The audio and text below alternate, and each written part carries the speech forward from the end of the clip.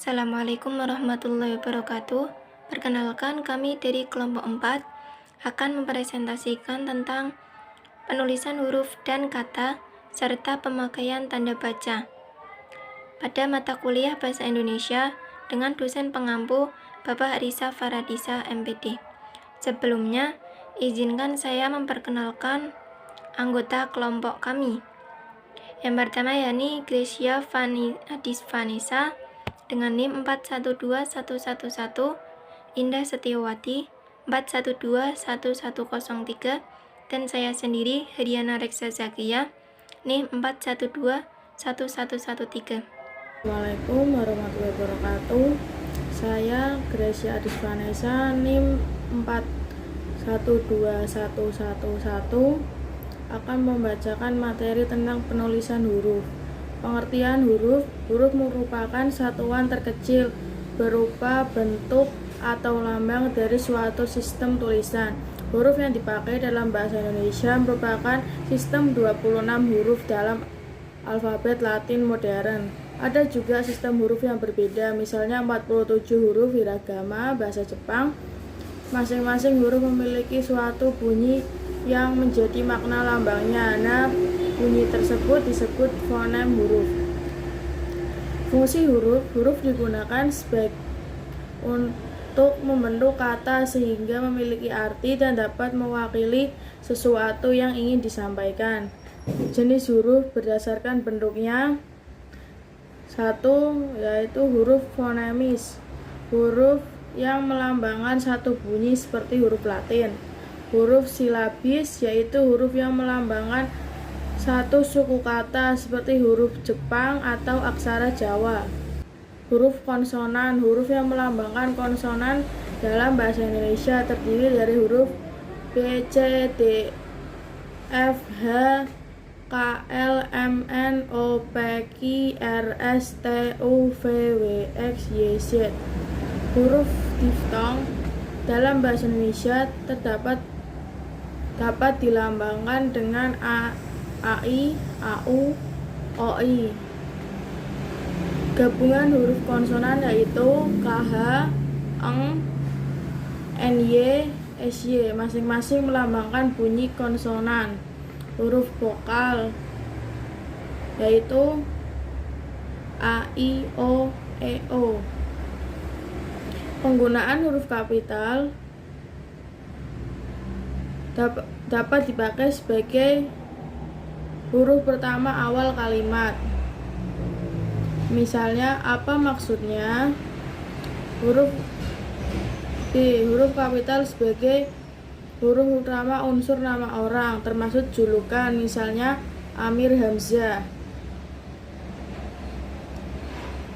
Huruf kapital tidak dapat dipakai sebagai huruf pertama nama orang yang merupakan nama jenis atau satuan ukuran, misalnya ikan mujair. Huruf kapital tidak dipakai untuk menuliskan huruf pertama kata yang bermakna anak dari huruf pertama nama orang yang merupakan nama jenis atau satuan ukuran, misalnya ikan mujair.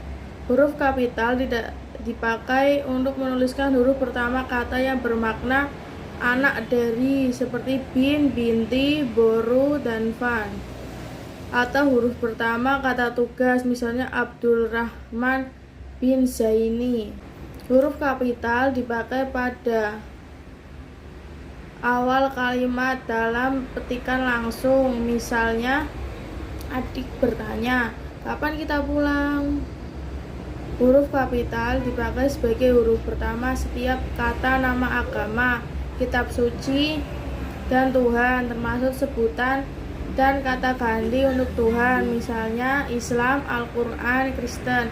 Huruf kapital dipakai sebagai huruf pertama unsur nama gelar kehormatan, keturunan, keagamaan, atau akademik yang diikuti nama orang, termasuk gelar akademik yang mengikuti nama orang, misalnya Sultan Hasanuddin.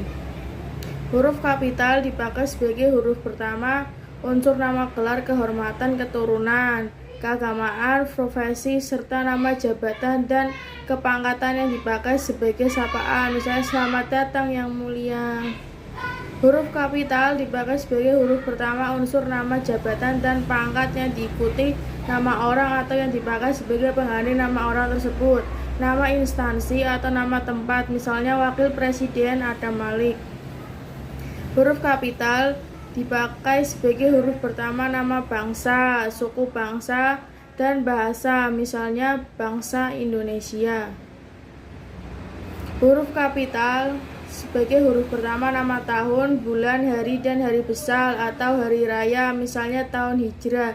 Huruf kapital sebagai huruf pertama unsur nama peristiwa sejarah, misalnya Konferensi Asia Afrika. Huruf kapital dipakai sebagai huruf pertama nama geografi, misalnya Jakarta. Huruf kapital dipakai sebagai huruf pertama semua kata termasuk unsur bentuk ulang serupa, seperti nama negara, lembaga, badan, organisasi, atau dokumen, kecuali katanya tahun hijrah. Huruf kapital sebagai huruf pertama unsur nama peristiwa sejarah, misalnya Konferensi Asia Afrika. Huruf kapital dipakai sebagai huruf pertama nama geografi, misalnya Jakarta. Huruf kapital dipakai sebagai huruf pertama semua kata termasuk unsur bentuk ulang serupa, seperti nama negara, lembaga, badan, organisasi, atau dokumen, kecuali kata tugas seperti di, ke, dari, dan, yang, dan, untuk, misalnya Republik Indonesia. Huruf kapital dipakai sebagai huruf pertama setiap kata termasuk unsur ulang sempurna di dalam judul buku, karangan, artikel, dan makalah, serta nama majalah dari surat kabar, kecuali kata tugas, di, ke, dari, dan, yang, dan, untuk, yang tidak terletak pada posisi awal, misalnya saya telah membaca buku dari Ave Maria ke jalan lain ke Roma. Huruf kapital dipakai sebagai huruf pertama unsur singkatan nama gelar, pangkat, atau sapaan, misalnya SH adalah sarjana hukum. Huruf kapital dipakai sebagai huruf pertama kata penunjuk hubungan kekerabatan, seperti bapak, ibu, kakak, adik, dan paman, serta kata atau ungkapan lain yang dipakai dalam penyapaan atau pengacauan, misalnya kapan bapak berangkat? Tanya Hasan. Dedi bertanya, itu apa, Bu? Penggunaan huruf miring. Huruf miring dipakai untuk menulis judul buku, nama majalah, atau nama surat kabar yang dikutip dalam tulisan, termasuk daftar pustaka. Misalnya, saya sudah membaca buku Salah Asuhan karangan Abdul Muiz. B. Huruf miring dipakai untuk menegaskan atau mengkhususkan huruf sebagian kata atau kelompok kata dalam kalimat. Misalnya, huruf terakhir kata abad adalah D. Huruf miring dipakai untuk menulis kata atau ungkapan dalam bahasa daerah atau bahasa asing. Misalnya, nama ilmiah buah manggis adalah Garcinia mangostan. Selanjutnya itu ada penulisan kata. Pertama itu ada kata dasar. Kata dasar ditulis sebagai satu kesatuan. Contoh, buku ini sangat bagus. Yang kedua itu kata berimbuhan. Pertama itu ada imbuhan seperti awalan, sisipan, akhiran maupun gabungan awalan dan akhiran. Ditulis serangkai dengan bentuk dasarnya. Contoh, berjalan, lukisan, memperjuangkan. Yang kedua itu bentuk terikat, ditulis serangkai dengan kata yang mengikutinya. Contoh, antibiotik, adipati, biokimia. Yang ketiga itu ada bentuk ulang, ditulis dengan menggunakan tanda hubung di antara unsur-unsurnya. Contohnya, anak-anak. Keempat itu ada gabungan kata. Yang pertama itu unsur gabungan kata yang lazim disebut kata majemuk, ditulis terpisah. Contohnya, simpang 4, duta besar, mata pelajaran.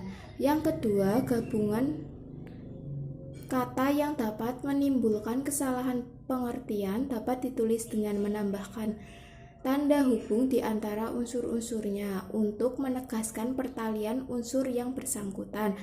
Contohnya ibu bapak kami, anak istri Ali. Yang ketiga, gabungan kata yang penulisannya terpisah tetap ditulis terpisah apabila mendapat awalan atau akhiran. Contohnya bertepuk tangan.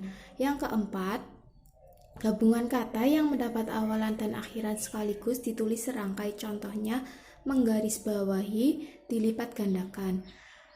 Yang kelima, gabungan kata yang sudah benar-benar padu ditulis serangkai. Contohnya olahraga, beasiswa.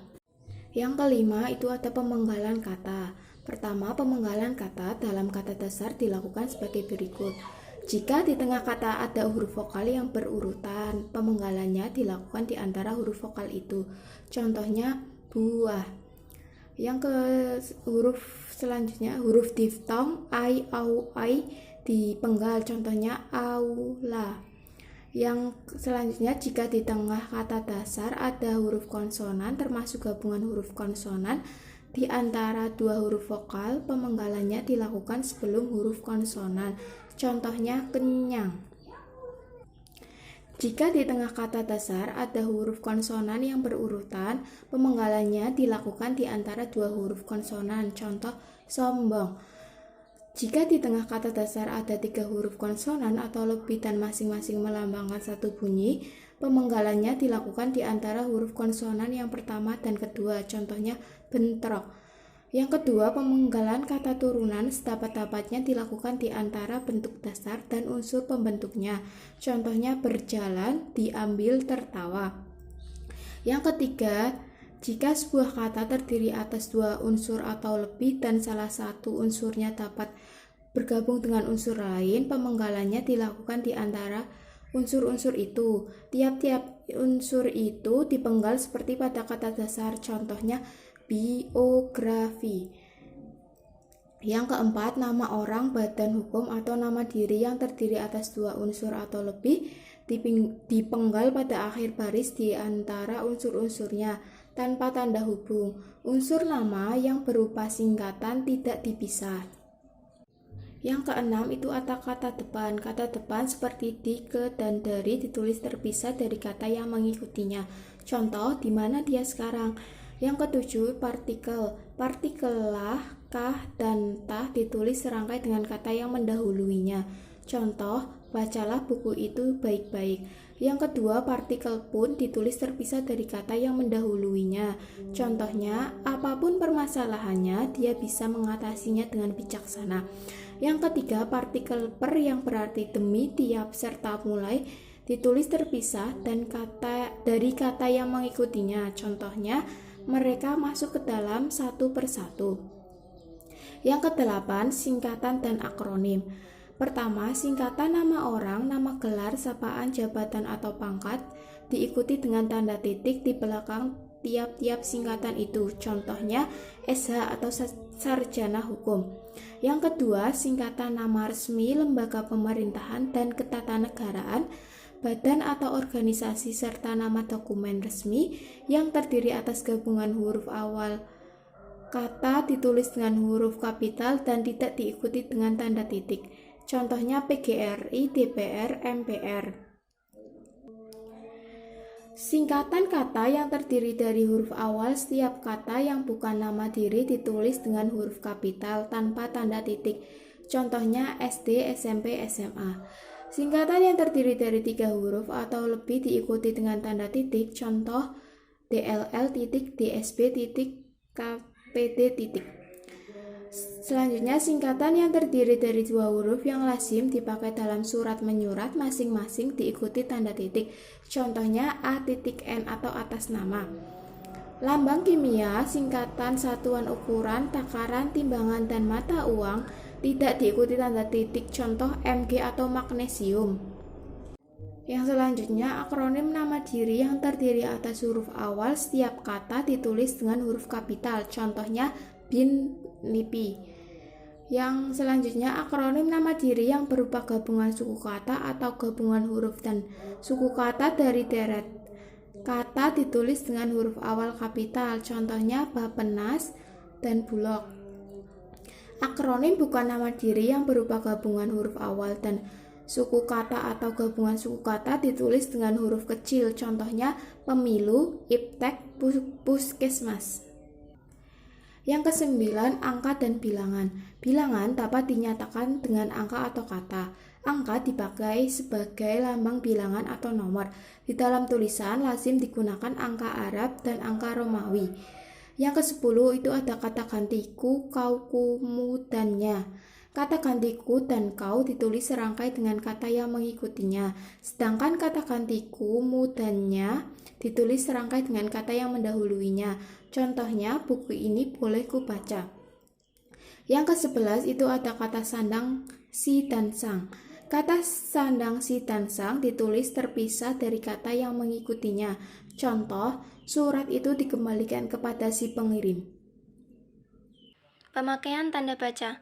Tanda baca adalah simbol yang tidak berhubungan dengan suara, kata, dan frasa pada suatu bahasa, melainkan berperan untuk menunjukkan struktur dan organisasi pada suatu tulisan, dan juga intonasi serta jeda yang dapat diamati sewaktu pembacaan. Jenis-jenis tanda baca. Yang pertama yakni titik. Tanda titik digunakan untuk mengakhiri kalimat yang bukan berupa pertanyaan atau seruan, misalnya, matahari terbit dari arah timur. Tanda titik digunakan di belakang angka atau huruf dalam suatu bagan, ikhtisar, atau daftar. Titik digunakan untuk memisahkan angka jam, menit, dan detik yang menunjukkan waktu atau jangka waktu, misalnya, pukul 1:30:20. Titik digunakan dalam daftar pustaka di antara nama penulis, tahun, judul, tulisan yang tidak berakhir dengan tanda tanya atau tanda seru, dan tempat terbit, misalnya, Pusat Bahasa Departemen Pendidikan Nasional 2008, Peta Bahasa di Negara Kesatuan Republik Indonesia, Jakarta. Titik digunakan untuk memisahkan bilangan ribuan atau kelipatan yang menunjukkan jumlah. Misalnya, pensil warna kuning itu harganya Rp2.000. 2. Tanda koma. Tanda koma digunakan di antara unsur-unsur dalam suatu pemerincian atau pembilangan. Misalnya, alumni angkatan 1, 2, dan 3 akan mengadakan reuni bulan ini. Tanda koma digunakan sebelum kata penghubung seperti tetapi, melainkan, dan sedangkan. Dalam kalimat majemuk setara, misalnya, saya ingin membeli motor, tetapi saya belum memiliki uang yang cukup. Koma digunakan untuk memisahkan anak kalimat yang mendahului induk kalimatnya.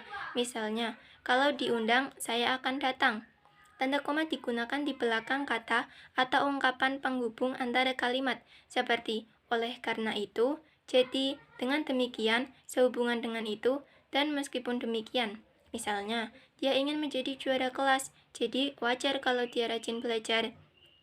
Tanda koma digunakan sebelum dan atau sesudah kata seru, seperti oh, ya, wah, aduh, atau hai, dan kata yang digunakan sebagai sapaan, seperti bu, di, atau nak. Misalnya, oh, jadi begitu. Tanda koma digunakan untuk memisahkan petikan langsung dari bagian lain dalam kalimat. Misalnya, dia berkata, saya merasa bangga dengan kalian semua. Tanda koma digunakan di antara nama dan alamat, bagian-bagian alamat, tempat dan tanggal, serta nama, tempat, dan wilayah atau negeri yang ditulis berurutan. Misalnya, yang terhormat Khairunisa, Jalan Braga 7, Bandung. Tanda koma digunakan untuk memisahkan bagian nama yang dibalik susunannya dalam daftar pustaka. Misalnya, Halim Amran ed. 1976. Politik Bahasa Nasional, Jilid 1, Jakarta, Pusat Bahasa. Tanda koma digunakan di antara bagian-bagian dalam catatan kaki atau catatan akhir. Misalnya, Dr. Aan Jailani, M.A.G., Sejarah Pemikiran Ekonomi Islam, Cirebon, Aksara 1, 2018, halaman 12. Tanda koma digunakan di antara nama orang dan singkatan gelar akademis yang mengikutinya untuk membedakannya dari singkatan nama diri, keluarga, atau marga. Misalnya, Siti Aminah, S.E. Tanda koma digunakan sebelum angka desimal atau di antara rupiah dan sen yang dinyatakan dengan angka. Misalnya 12,5 cm. Tanda koma digunakan untuk mengapit keterangan tambahan atau keterangan aposisi. Misalnya, Krishna, siswa terpintar di kelas, terpilih menjadi siswa teladan tahun ini. Tanda titik koma. Tanda titik koma dapat digunakan sebagai pengganti kata penghubung atau memisahkan kalimat setara yang satu dari kalimat setara yang lain di dalam kalimat majemuk. Misalnya, sudah waktunya sarapan, anak-anak masih tertidur. Tanda titik koma digunakan pada akhir perincian yang berupa klausa. Misalnya, syarat-syarat penerimaan pegawai di lembaga ini adalah 1. Berkewarganegaraan Indonesia, 2. Berijazah sarjana S1.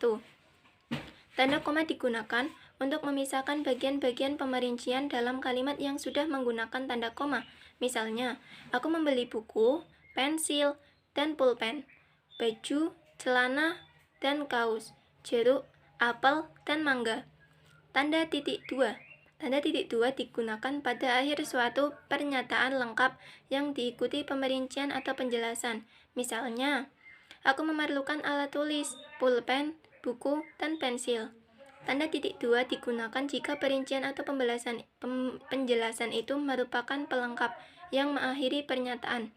Misalnya, aku memerlukan kursi, meja, dan lemari. Tanda titik 2 digunakan sesudah kata atau ungkapan yang memerlukan pemerincian. Misalnya, Ketua Muhammad Ardi.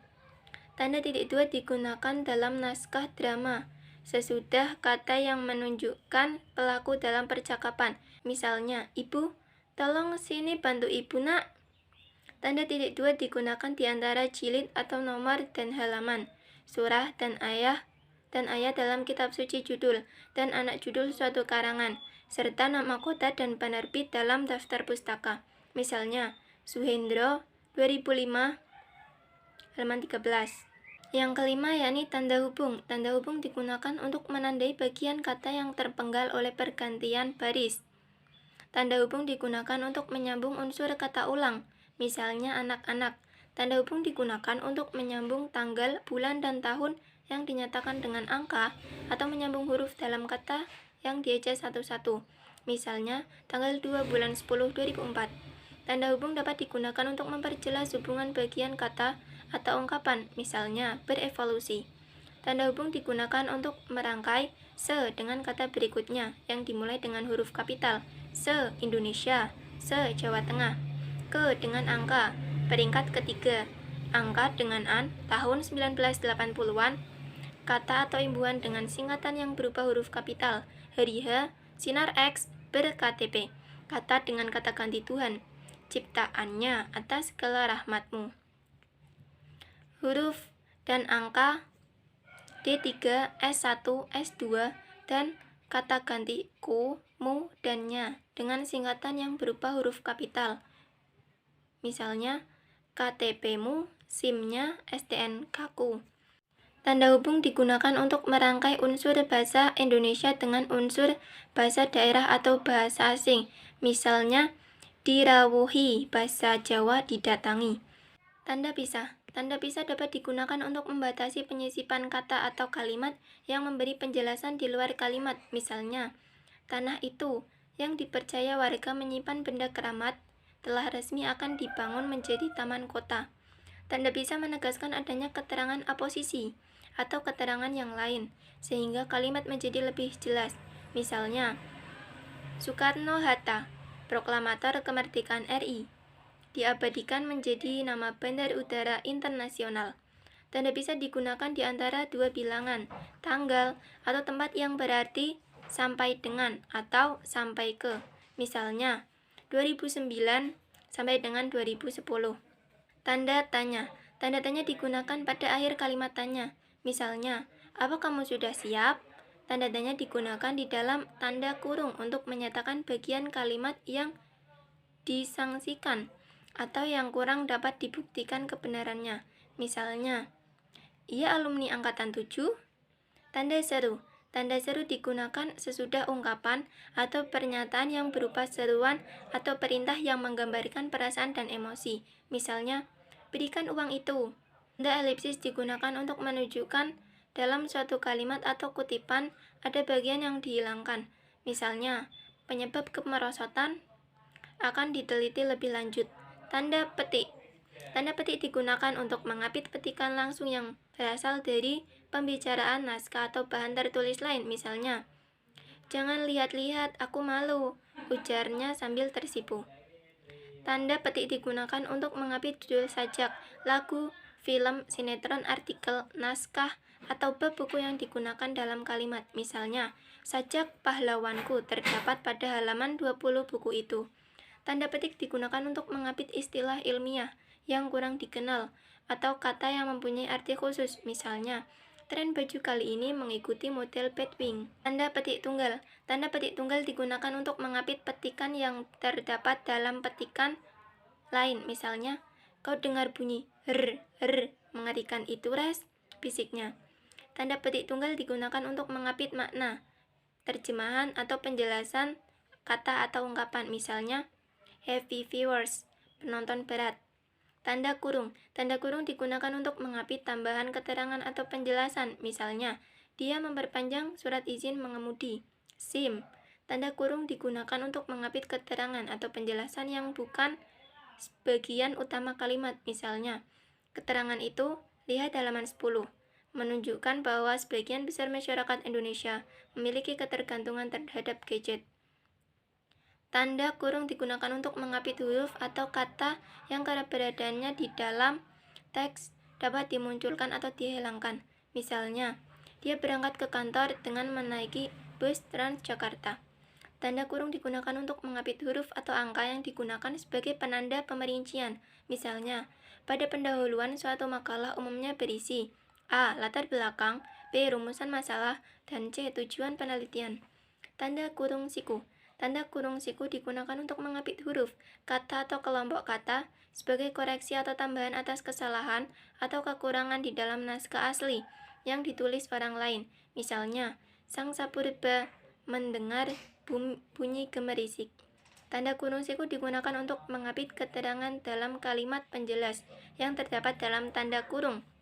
Misalnya, persamaan kedua proses itu perbedaannya dibicarakan di dalam bab 11. Lihat halaman 35-38. Perlu dibentangkan di sini. Tanda garis miring. Tanda garis miring digunakan dalam nomor surat, nomor pada alamat, dan penandaan masa 1 tahun yang terbagi dalam 2 tahun takwim. Misalnya, nomor 12 garis miring PP garis miring 11 garis miring 2012.